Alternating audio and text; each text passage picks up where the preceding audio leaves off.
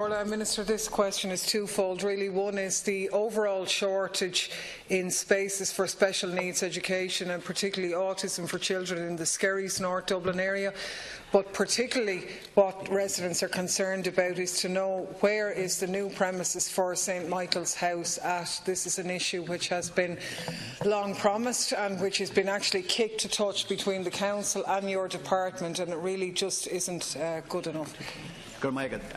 Yeah, no. I thank Deputy Daly. I know she has a question down on this, and there is a project to deliver a new building at St Michael's House Special School in Skerries. It will provide a new 14-classroom school expandable to 16 classes, which will potentially increase its capacity from 30 students to 96. A potential site has now been identified after initial efforts were unsuccessful, and a site acquisition process is now underway.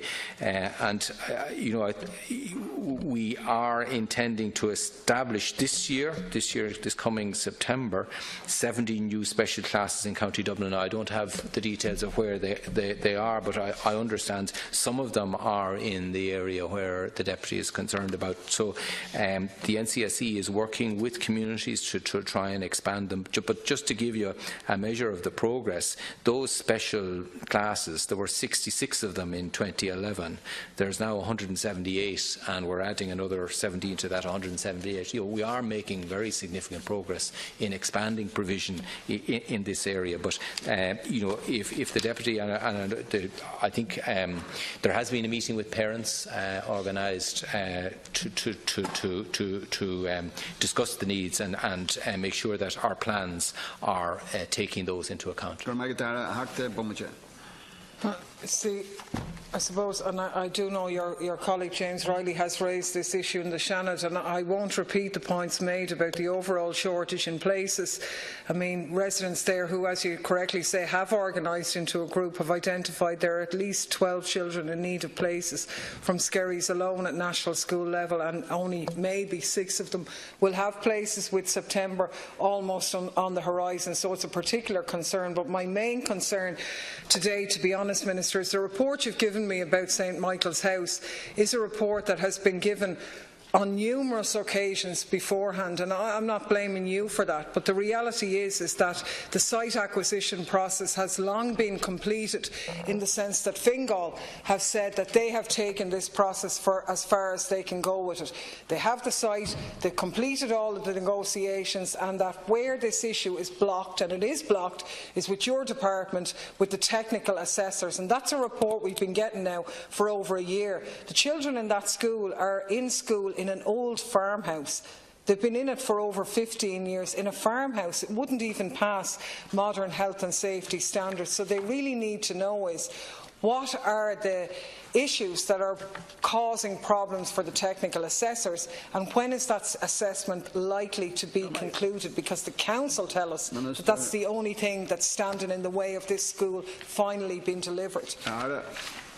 Yeah, no, I'll have to get back to the Deputy with detail. But what it says here is the Department is committed to providing a permanent accommodation solution for the school, and a project to deliver the new school on a greenfield site has been included in the 6-year programme. A site acquisition process is currently underway, so that sounds like there isn't any technical problems with the site if they're acquiring it, and a potential permanent site option has been identified as being progressed. So it doesn't sound like there's technical flaws. There may be commercial issues to be worked out in the acquisition process, but it doesn't sound like there's problems with the site. But I'll revert to the Deputy in case this information is not accurate.